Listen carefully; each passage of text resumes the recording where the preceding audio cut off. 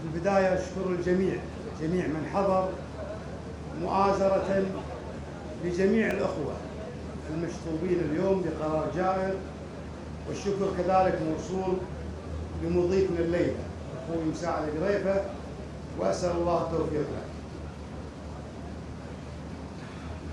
اليوم الناس متضامنة على قرار الشطب، بس مجرد أن يسمعوا أن يشطبونه جميع الناس متضامنين، سواء الحاضرين وجوه النير الموجودة اليوم أو من خلال وسائل التواصل الاجتماعي. الناس تضامنت وهي ما تعرف حقيقتين اليوم، وهذا الكلام موجه لأهل القانون ولأهل بشكل خاص وأهل الكويت بشكل عام.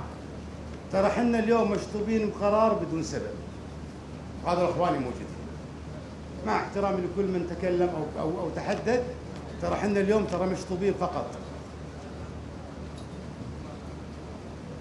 ينشطب السيد خالد شخير المطيري من الترشح في انتخابات أعضاء مجلس الأمة المقرر إجراءها في تاريخ 29/9 فقط، بدون سبب. تخيل، يعني لو حاطين مثلا مسيء إعادة الخطاب نقبل، بس ما هو من المقبول إنك تعطيني ورقة وتقول هذا القرار إنك أنت لا تستطيع خوض الانتخابات. ليش؟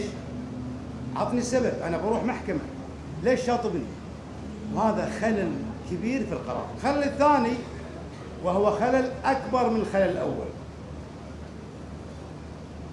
طبعا بعد ديباجة القرار كاتبين وعلى مذكرة اللجنة المشار إليها المؤرخة 7/9، بمعنى حنا مشطوبين من اللجنة بتاريخ 7/9.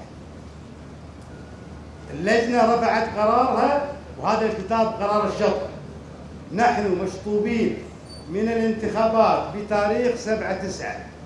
ليش يتوقع القرار اليوم؟ أنا لو شاطبني ب7/9 ممكن اليوم تاريخ 3/9 ردتني للمحكمة، لكن ليش ظل هذا القرار حبيس الأدراج وتوقع اليوم بتاريخ 13/9؟ شو اللي بتوصلوا له يعني؟ حنا نعرف ترى كل اللي شطبوا بالفترة السابقة كانوا يشطبون تحت بند ما عنده رد اعتبار. حنا كلنا عندنا رد اعتبار 3 سنوات. الأمر الآخر أن هناك، أنا أذكر الأخ أنور الفكر والأخ عايض بخوصة أخوي خالد النيل عندما شطبوا جاء في نص حكم التمييز أنهم لم يستكملوا حسن السير والسلوك 3 سنوات ويحق لهم خوض الانتخابات بعد شهر 5/2021.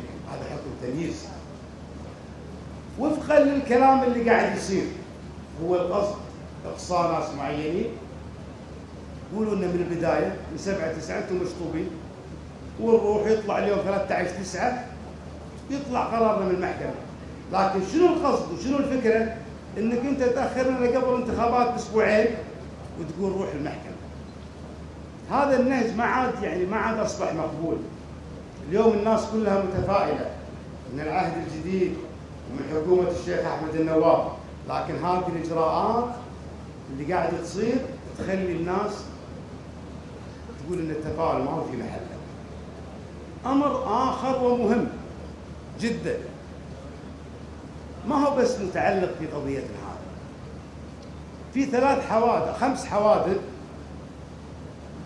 تم شطب نواب، ما هم مرشحين، نواب. الحالة الأولى، وهذه حالات عامة يعني لا ضير في الحديث فيها، يعني النائب السابق خالد ميثير الله يشافيه شطب ب 2011 أو عفوا تم التصويت على عضويته في 2011 و2016.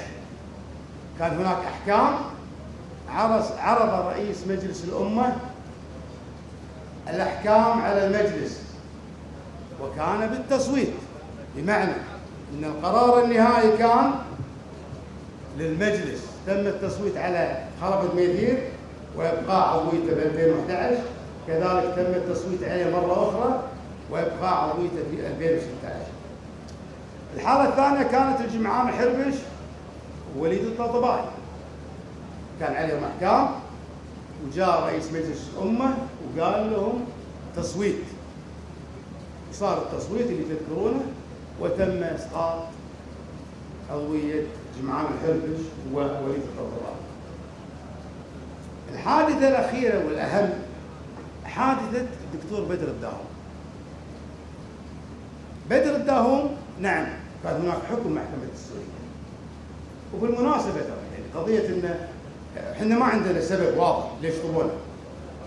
إن كان بعدين مستقبلا بيكون حكم بدر الداهوم، احنا ما لنا علاقة بحكم بدر الداهوم. احنا ترديد خطاب، وبدر الداهوم قضية أخرى، فما يجوز القياس. أرجع على موضوع شطب بدر الداهوم. بدر الداهوم كان يعني صدر بحقه حكم المحكمة الدستورية، بس اللي يسقط عضويته مو المحكمة الدستورية، اللي يسقط عضويته مطلقة نفسه بالعام. جاء قال عندي قرار محكمة وضرب المطلقة وقال تسقط عضوية بدر. اللي بوصله للناس وللشعب الكويتي إن القرار النهائي في موضوع الشطب عند رئيس مجلس الأمة. مرزوق اللي طق المطرقة وقال بدر تسقط عضويته هو نفسه مرزوق اللي سمح بالتصويت على عضوية جمعان وعضوية وليد الطلطبائي. بالنهاية احنا رايحين للمحكمة وواثقين من سلامة موقفنا القانوني، يعني أنا أعتقد بس المحكمة وجهة نظري إن تعرض عليها هذه الورقة اللي ما فيها أي سبب، وهذا أمر معيب في قرار الشرع. تشطب ناس فلان مشطوب بدون أي سبب. الأمر الآخر اللي بإذن الله راح تأخذ بعين الاعتبار المحكمة قضية تأخير القرار، قرار اللجنة 7/9، قرار الشطب 13/9 للتأثير على الانتخابات، وهذا تدخل واضح، واعتقد الشعب الكويتي واضح ومنتبه لهذه الأمور. في الختام أنا كل ثقة بإذن الله بإرادة رب العالمين يفعلون ما يفعلون. يعني أنا عندي قناعة تامة، وأعتقد إخواني شاركوني هذه القناعة، وأعلم أن الأمة لو اجتمعوا على أن ينفعوك بشيء لن ينفعوك إلا بشيء قد كتبه الله لك. واعلم أن الأمة لو اجتمعوا على أن يضروك بشيء لن يضروك إلا بشيء قد كتبه الله عليك. رفعت الأقلام وجدت السماء. هذه ثقتي التامة إن بإذن الله إن سوف ننصف في المحكمة وسنعود، ولكن الرسالة للحكومة الحالية والقادمة إن هذه الأساليب أنتم شفتوها بالفترة السابقة، شفتوا الحكومات السابقة وشفتوا رئاسة مجلس الأمة السابقة قاموا بمثل هذه الأعمال. اليوم هذول وين؟ من ارتكب كل هالتصرفات في الحكومات السابقة وين اليوم؟